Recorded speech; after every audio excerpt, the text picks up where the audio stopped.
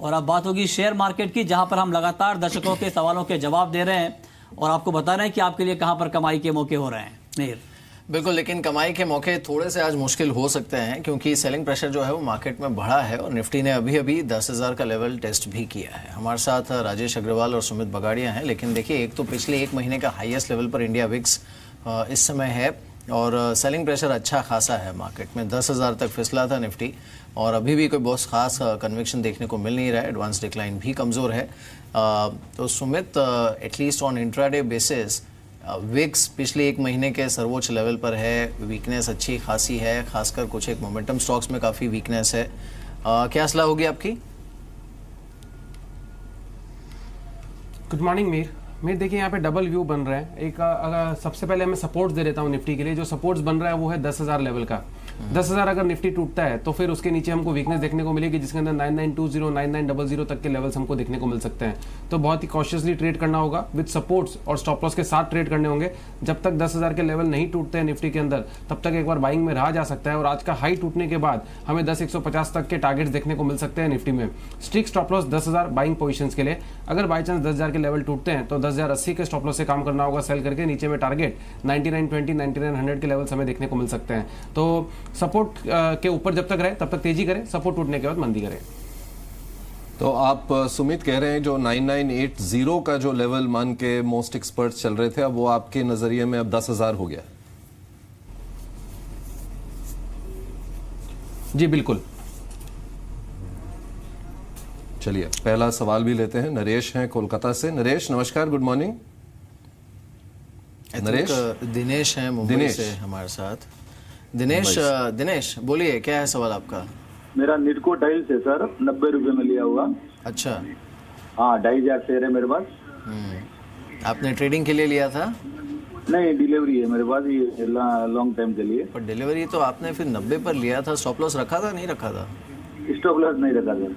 तो यही गड़बड़ है, स्टॉप लॉस थोड़ा रखना चाहिए था आपको। राजेश अग्रवाल हैं आपके सवाल के जवाब देने के लिए हमारे साथ कोलकाता से। Rajesh, morning to you. Stop loss इन्होंने रखा नहीं, डिलीवरी ले ली, 90 रुपए का शेयर नेटको 68 पर है, क्या करें?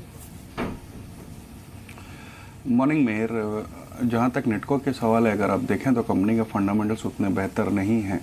बट एक उम्मीद ये है कि जिस तरीके से काबियात छड़ी हुई है कि हाउसिंग फॉर ऑल या अफोर्डेबल हाउसिंग की, उस लिहाज से हम ये समझते हैं कि इस तरीके की कंपनी जो हाउसिंग से जुड़े हुए मटेरियल्स बनाती है, फॉर एग्जांपल नेटको टाइल्स वगैरह में है, इनके आगे आने वाले दिनों में थोड़े से बेहतर हालात नज़र आएंगे। बट बावजूद ये कहने के मैं कहूँगा कि ये ऐसी कंपनी नहीं है जिसमें लॉन्ग टर्म का नज़रिया रखा जाए। अगर ये 65 रुपये नहीं तोड़ता है तो मुझे लगता है कि यहाँ पर बने रहे, 65 का स्टॉप लॉस रखें और ऊपर में 75-78 का भाव आता है तो वहाँ पर निकल जाएं तो बेहतर होगा। चलिए सूरत चलते हैं। अरुण गुप्ता है वहां से लाइन पर। अरुण जी नमस्कार। हाँ सर, बोलिए। Good morning. Good morning sir. हाँ, क्या शेयर है आपके पास? सर मेरे पास MFL है 1,000 शेयर और MTNL है सर 10,000। NFL है ना आपके पास? हाँ। अच्छा, ये आप ट्रेडिंग के लिए कर रहे हैं इसको? ट्रेडिंग नहीं सर, डिलीवरी अच्छे से। अच्छा, okay. Rajesh, NFL? Hello Rajesh, NFL है इनके पास, उस पर आपकी राय? हेलो। चलिए, शायद उन तक आवाज़ नहीं पहुंच रही है। NFL पर सवाल है, लेकिन एक बार ये भी देख लेते हैं विवेक कि निफ्टी इस बीच देखिए 10,000 के नीचे ट्रेड कर रहा है। 9994 का लेवल है और जो लूजर्स हैं इसमें आप देखिए, अब इंडेक्स में तो खैर हैवी वेट्स है ही, जैसे SBI है, ITC है, ONGC है, ये सारे लाल निशान में है। इंडियन ऑयल 0.3% नीचे है। भारतीय इंफ्राटेल का जो प्रेशर है वो और बढ़ा है। NTPC 2% नीचे है। तो सेलिंग प्रेशर अच्छा खासा है, लेकिन इसमें भी जो डेट हैवी कंपनीज हैं उसमें और बिकवाली देखने को मिली है। आज जो वीकनेस थी वो और एक्सटेंड हुई है, तो थोड़ा कॉशियस रहना पड़ेगा। लेकिन सुमित, ये NFL पर सवाल था, आप ट्रैक करते हैं क्या? 88 की खरीद थी। अरुण थे सूरत से हमारे साथ। NFL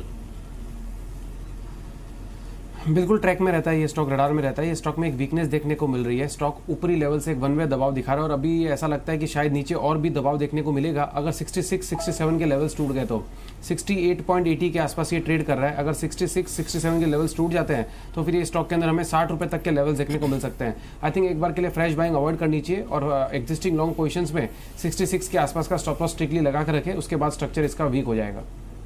आपने सुमित 10,000 की बात की थी, अभी 10,000 से नीचे हो गया निफ्टी। जी बिल्कुल, थोड़ी देर पहले हमें ऐसा लग रहा था कि शायद 10,000 के लेवल्स आज टूटेंगे विवेक, और ये टूट के अभी नीचे अगर सस्टेन कर जाता है आधे घंटे के लिए तो फिर ये डाइसी सिचुएशन हो जाएगी मार्केट्स के लिए। और ऐसा लगता है कि अगर उसके बाद शायद हमें 80 से 100 पॉइंट का फॉल देखने भी मिल सकता है। तो एक बार के लिए थोड़ा कॉशियसली अप्रोच करें निफ्टी को और थोड़ा सा आधा एक घंटा क्लोजली वॉच करें, क्योंकि सपोर्ट्स जैसे जैसे टूटते जाएंगे और सस्टेन करता जाएगा तो वीकनेस गहराती जाएगी और 80 से 100 पॉइंट का फॉल निफ्टी के अंदर फिर देखने को मिल भी सकता है। जी, इस बीच नोएडा से हमारे साथ और एक दर्शक हैं Ram. Ram, morning to you. क्या पूछना चाहते हैं आप? राम मिलन जी। राम मिलन जी, बोलिए, क्या सवाल है आपका? ये मेरे पास IFCI के कुछ शेयर हैं। अच्छा। 400 शेयर लिए थे मैंने 30 रुपए 56 पैसे पे, और बाकी 600 लिए थे 25 रुपए 40 पैसे पे। ओके। मई में लिए थे। हाँ, क्या करूं उनको? ये लिए क्यों थे आपने, वैसे कोई खास वजह? ट्रेडिंग के हिसाब से लिए थे कि ट्रेडिंग में उस समय चल रहा था आप ही के यहाँ से कुछ ऐसा आ रहा था कि 32 रुपए तक जाएगा ये, तब मैंने 30 के ले लिए और उसके बाद रेट कम हो गया तो 25 रुपए एवरेज किया। अब फिर से उसी प्राइस पर आ गया है ये। हाँ, अभी राजेश, क्या करना चाहिए इन्हें? IFCI है इनके पास, एवरेज प्राइस जो इनका है वो है 27-28 रुपए के आसपास। देखिए मेर, आपने एक सवाल बहुत सही किया कि लिए क्यों थे। ये चक्कर ये है कि इसमें फंडामेंटली ऐसा कुछ है नहीं जिसमें निवेश के लिए सलाह दी जाए या लंबी अवधि के लिए रखा जाए। कुछ निवेश हैं इनके जो आगे आने वाले दिनों में अगर ये डिसइन्वेस्टमेंट करते हैं तो कुछ पैसे आएंगे और वहाँ से स्पाइक देखने को मिलेगी। अब इन्होंने ट्रेडिंग के लिए लिए थे तो इन्हें स्टॉप लॉस रखना चाहिए था। अभी भी मैं समझता हूँ कि अगर ये 24 रुपए के नीचे टूटेगा तो बहुत ज़्यादा ख़राब हो जाएगा। तो अब इनके लिए यही स्थिति बेहतर होगी कि 24 का स्टॉप लॉस लगे और कैरी करे पोजीशन को। फंडामेंटली ऑपरेशंस थोड़े से सुधार होते हुए नज़र आए हैं, बट अभी भी इतने अच्छे नहीं हैं कि इसमें कोई निवेश की सलाह दी जाए। और मार्केट में कमजोरी जारी है। निफ्टी अब 9952 के स्तर पर 101% नीचे अब हो चुका है। सुमित, ये तो लेवल्स टूटते ही जा रहे हैं आपके। बिल्कुल विवेक, वो जो हमको डाउट था वही हो रहा है। जैसे जैसे 10,000 के नीचे आया उसी के बाद हमको सेलिंग प्रेशर देखने को मिल गया। और जो मैंने आपसे कहा था थोड़ी देर पहले ही कि 80 से 100 पॉइंट का फॉल देखने को मिल सकता है, आई थिंक वो ही हो रहा है।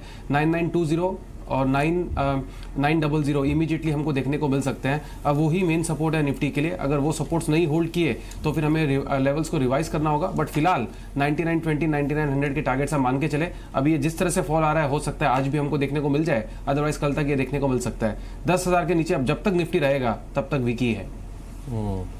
चलिए आगरा चलते हैं, वहां से राज हैं फोन लाइन पर। उनको अपने शेयर को लेकर कुछ चिंता है। नमस्कार राज, कैसे हैं आप? ठीक है। नमस्कार सर, मैं बोल रहा हूँ सर, मेरे पास 120 के क्वांटिटी में 10,000 शेयर है फ्यूचर रिटेल जी। और मैं ये पूछ रहा हूँ कब तक रख सकता हूँ इन्हें सर? आप तो बहुत अच्छी खासी बढ़त पर बैठे हैं राज। हेलो, चलिए फोन ही काट दिया इन्होंने। राजेश आपके पास आते हैं। इनके पास 120 रुपए में इन्होंने लिए हैं और अच्छी खासी प्रॉफिट पर हैं। 10,000 शेयर हैं फ्यूचर रिटेल के, क्या करना चाहिए इनको? देखिए, जिस तरीके से रिटेल शेयरों में हमने तेजी देखी खास करके GST के बाद, तो मुझे लगता है कि उसका बेनिफिट इसको मिला है। अदरवाइज नंबर्स में देखेंगे तो इस वक्त वैल्यूएशन बहुत स्ट्रेच नज़र आ रहे हैं। क्वांटिटी भी इनकी बहुत बड़ी है। तो मैं कहूँगा पूरे नहीं तो पार्शियल प्रॉफिट इन्हें बिल्कुल बुक कर लेनी चाहिए। तो तेज़ी से गिरावट जो है वो एक्सटेंड हो रही है मार्केट में और देखना होगा। अब देखिए जो बड़े बड़े स्टॉक्स हैं, एक्चुअली जो प्रॉब्लम है वो निफ्टी बैंक से आई है और इसमें भी जो सरकारी बैंक्स हैं उसमें काफ़ी गिरावट देखने को मिल रही है। हमारे साथ अब जयपुर से आशीष हैं अपना सवाल लेकर। एक बार जल्दी से बात कर लेते हैं उनसे। आशीष बोलिए, क्या है सवाल आपका?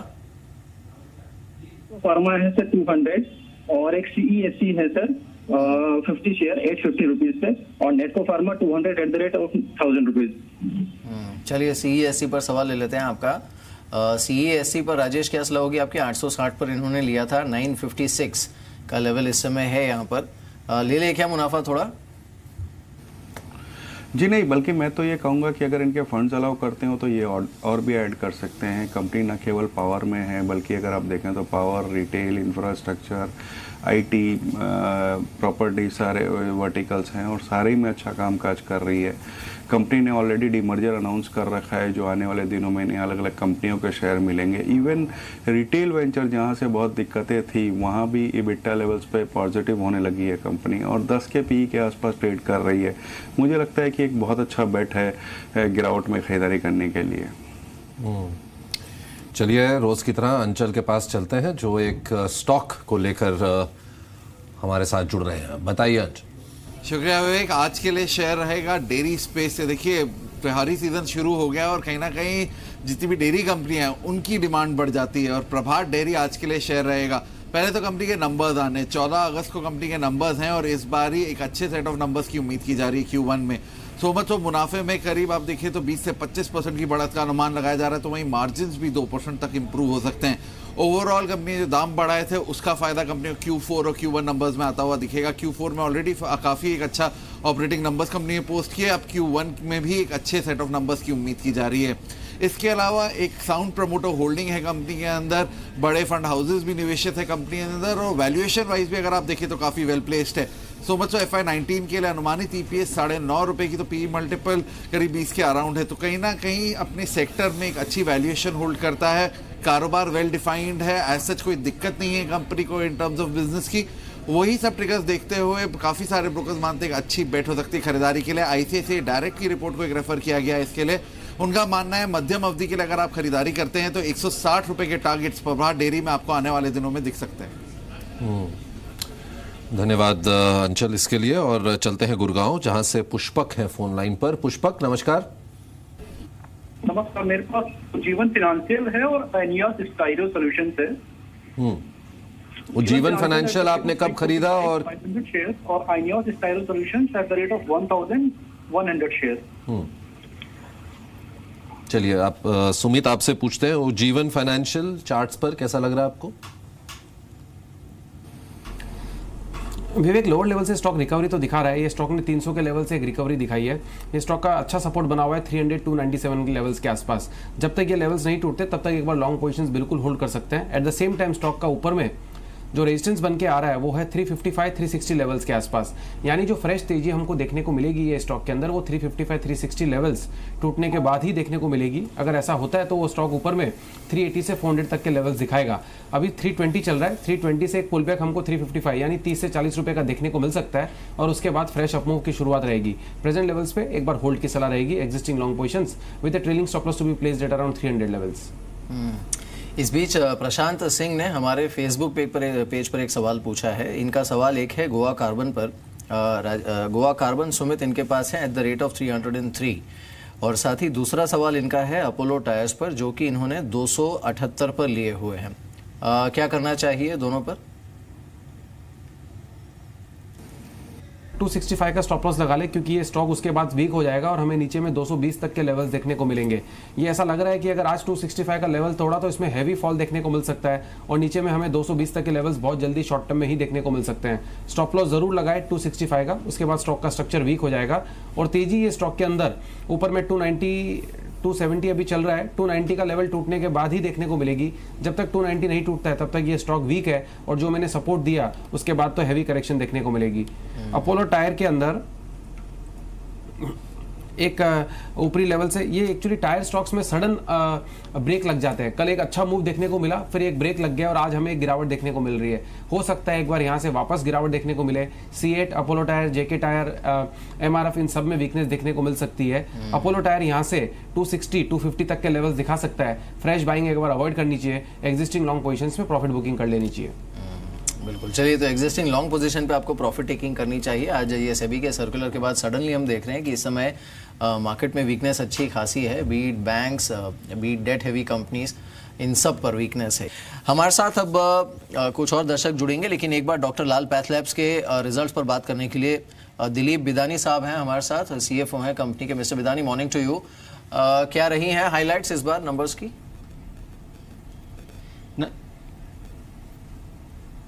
नमस्कार एंड गुड मॉर्निंग। इस बार हमारी जो परफॉर्मेंस रही है इस क्वार्टर में थोड़ी इम्प्रूवमेंट दिखी है पिछले 2 क्वार्टर्स से।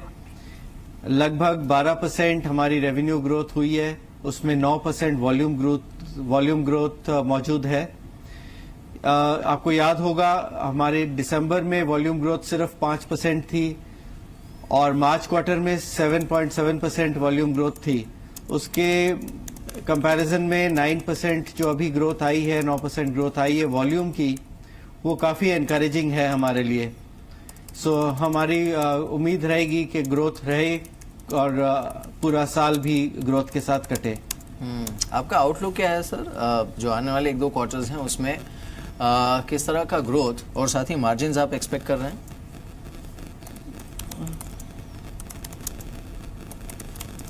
सो ये जो आने वाला क्वार्टर है सितंबर क्वार्टर, इसमें पिछले साल काफी हाई क्वार्टर रहा था, तो हो सकता है कि इस कमिंग क्वार्टर में सितंबर क्वार्टर में उतनी ग्रोथ ना रहे, लेकिन पूरे साल की ग्रोथ हमारी पूरी कोशिश रहेगी कि 15 to 16, 15 से 16% की ग्रोथ रहे रेवेन्यू पे। और मार्जिन जिस तरह से अभी चल रहा है, सितंबर क्वार्टर में नॉर्मली हमारा मार्जिन थोड़ा कम रहता है और इस क्वार्टर में हमारा जो 27% मार्जिन रहा है एबिटा पे, नॉर्मलाइज्ड एबिटा पे, उसे हम सस्टेन करने का कोशिश करेंगे पूरे साल के लिए। लेकिन हमारी उम्मीद है कि 25 से 27% के रेंज में मार्जिन रहेगा। इस बीच 1-2 चलिए मिस्टर बिदानी, शुक्रिया हमारे साथ इस बातचीत में शामिल होने के लिए। Thanks for joining us. Sumit हमारे साथ हैं वडोदरा से अपना सवाल लेकर। सुमित, आप हैं, सुन पा रहे हैं?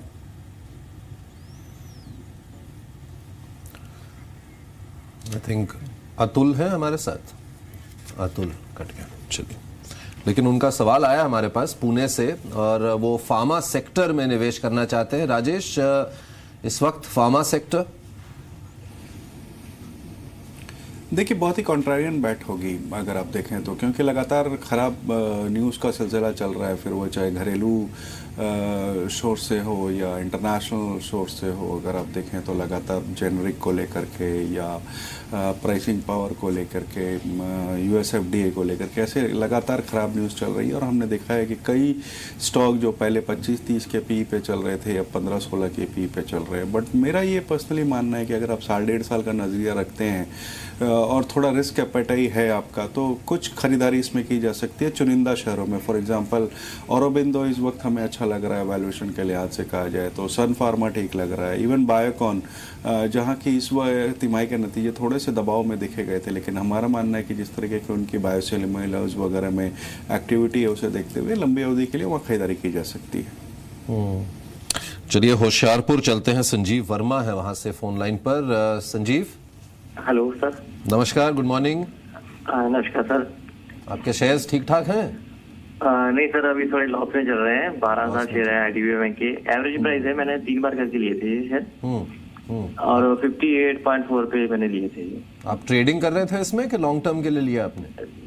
नहीं, मैंने 2-3 महीने के नजरिए से लिया था। ओके, चलिए सुमित, ये सवाल आपके लिए। ट्रेडिंग कर रहे हैं, 2-3 महीने का ही नजरिया है IDBI बैंक पर। थोड़ा सा भी पुलबैक अगर देखने को मिलता है तो ये स्टॉक के अंदर निकल जाना चाहिए, क्योंकि IDBI बैंक बाकी बैंकों की तरह नहीं है जो ये परफॉर्म कर रहा है। ये स्टॉक वीक ही है और अब अगर मार्केट्स में वीकनेस देखने को मिली तो ये स्टॉक ज़्यादा नीचे गिर सकता है।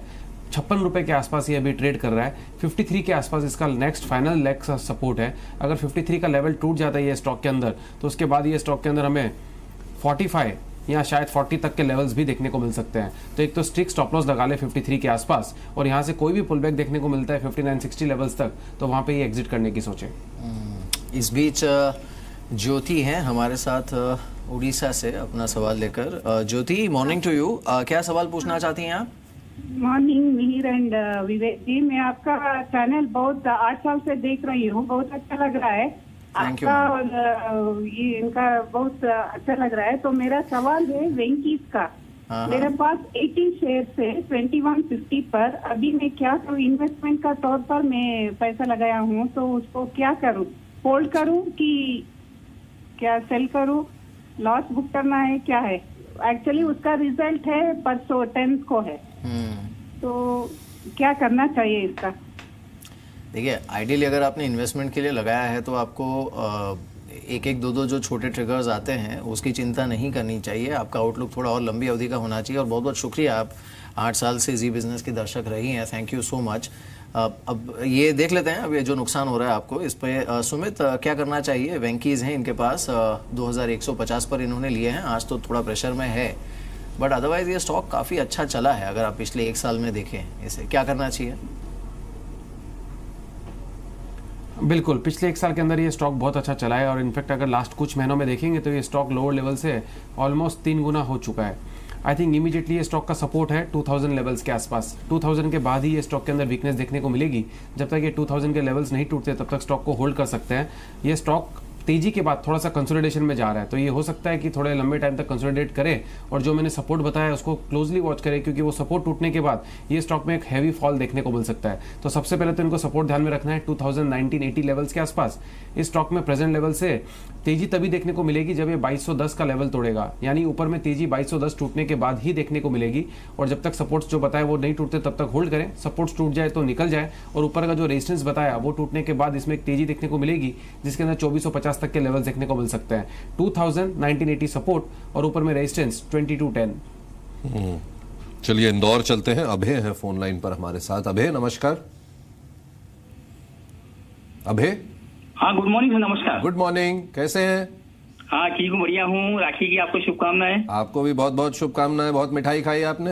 हाँ। आपका शहर तो फेमस है मिठाई के लिए। हाँ, मिठाई और नमकीन के लिए बहुत फेमस है सर। तो अगली बार दिल्ली आइए, थोड़ा ले आइएगा हमारे लिए भी। जी जी बिल्कुल बिल्कुल सर। चलिए बताइए। भी रहेगा अपना शेयर हुसैन मिलेंगे आपसे। हाँ, शेयर्स कैसे चल रहे हैं आपके? शेयर कुछ कुछ पीटे पीटे चल रहे हैं अभी भी, मार्केट इतना होने के बाद भी। मेरा सबसे बड़ा तो लॉस में हो रहा है ये वोकार्ट फार्मा में। डिशमन फार्मा ना आपने लिया? डिशमन फार्मा भी है, वोकार्ट फार्मा भी है। डिशमन फार्मा का तो कुछ जैसे भी वो कुछ चल रहा है इनका कुछ। तो अबे आप इन्वेस्टिंग करते हैं, ट्रेडिंग करते हैं?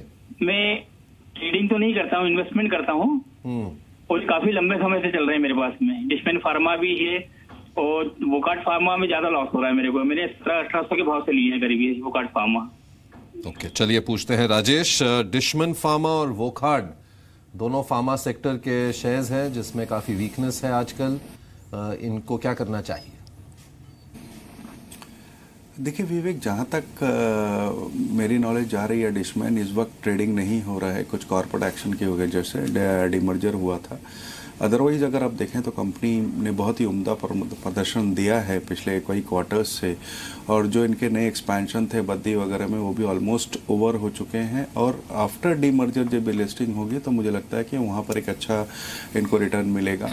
शॉर्ट टर्म का नज़रिया हो तो वहाँ पर निकल जाए, अदरवाइज बने रहे। जहाँ तक वोकार्ट का सवाल है, बहुत अच्छी कंपनी होने के बावजूद लगातार निगेटिव न्यूज़ में रही है और जिस कारण से हमने प्रेशर देखा है। और थोड़ी देर पहले जैसे हम फार्मा के बारे में डिस्कस कर रहे थे कि अगर किसी का 1.5 साल का नज़रिया हो तो बिल्कुल यहाँ एक्सपोजर ले सकता है। चलिए, इस बीच मार्केट में जो बिकवाली देखने को मिल रही है उसका एक बड़ा ट्रिगर ये भी है कि सेबी ने आज सुबह सुबह 331 कंपनियों को सस्पेक्टेड शेल कंपनीज होने के नाते ट्रेडिंग से आउट कर दिया है।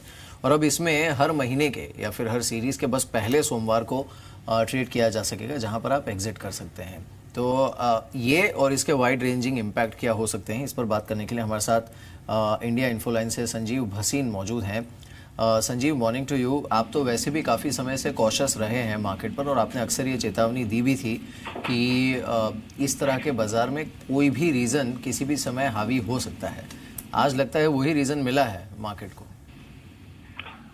हाँ, गुड मॉर्निंग मीर। एक तो रीजन है, एक आपके पास वर्टिगो इफेक्ट था ना। ऐसे अगर आप ऊपर जाते तो फिर तो आप किसी दिन 2000 पॉइंट ही गिरते। तो I think it's much realize कि अब हर तरह का फ्रॉकी पैसा भी शेयर मार्केट में जा रहा है और 19-20 कंपनियों में जो भी उन्होंने बताया है, I mean all these type of front running stocks and companies will come under pressure.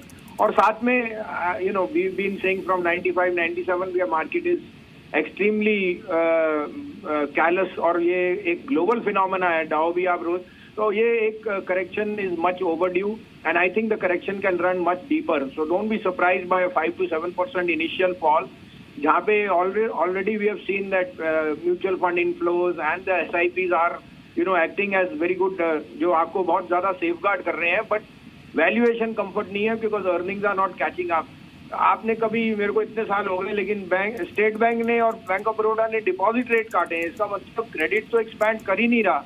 तो बैंक निफ्टी को आज आप वैल्यूएशन पे लो तो it's at the highest ever और dividend yield is at the lowest.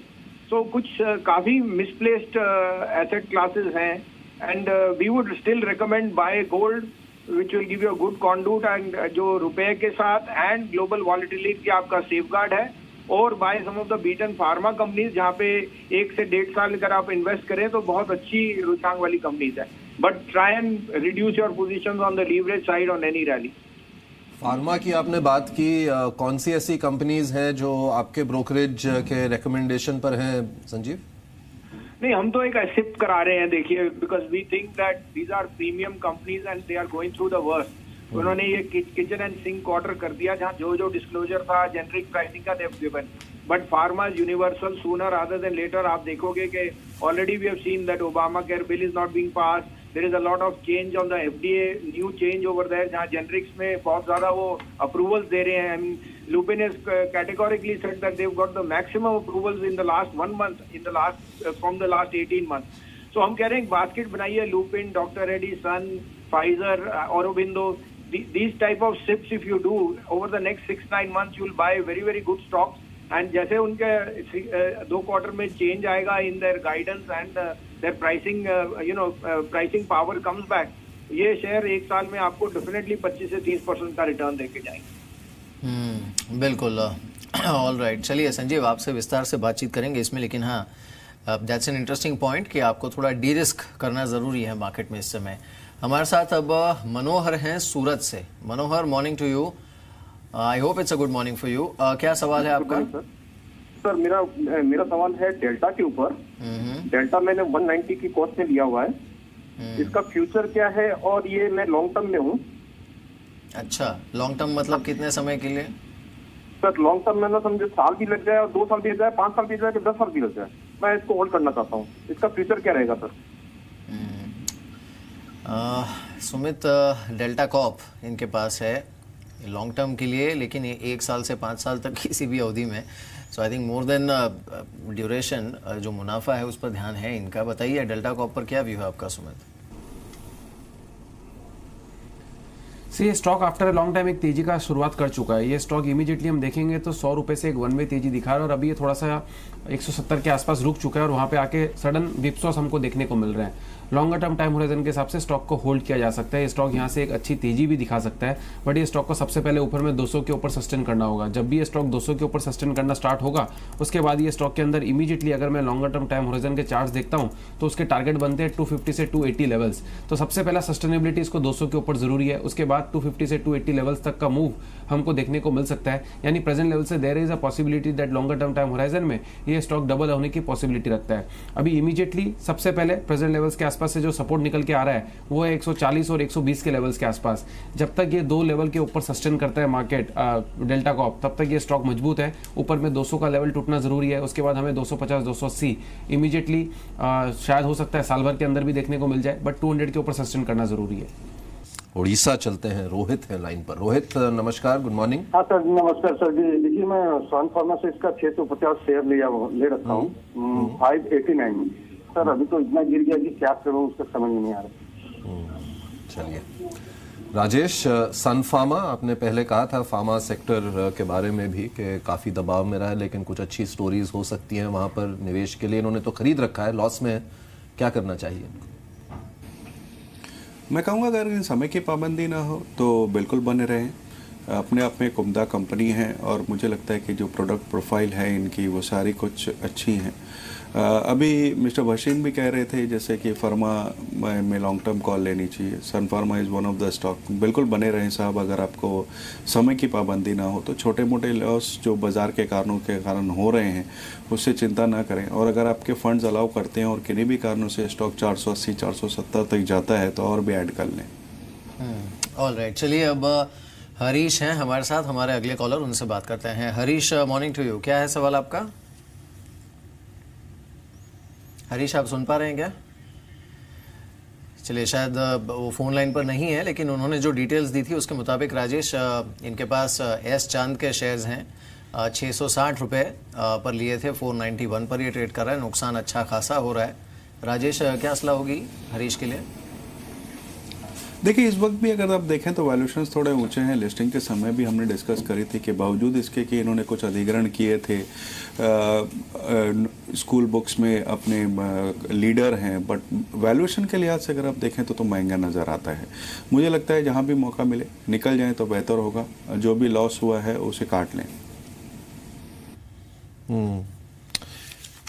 एक SMS भी आया है हमको, और ये है के चंद्रशेखरन का श्रीरंगम से। टाटा मोटर्स है इनके पास, 300 शेयर्स 475 रुपए के भाव पर इन्होंने खरीदे हैं।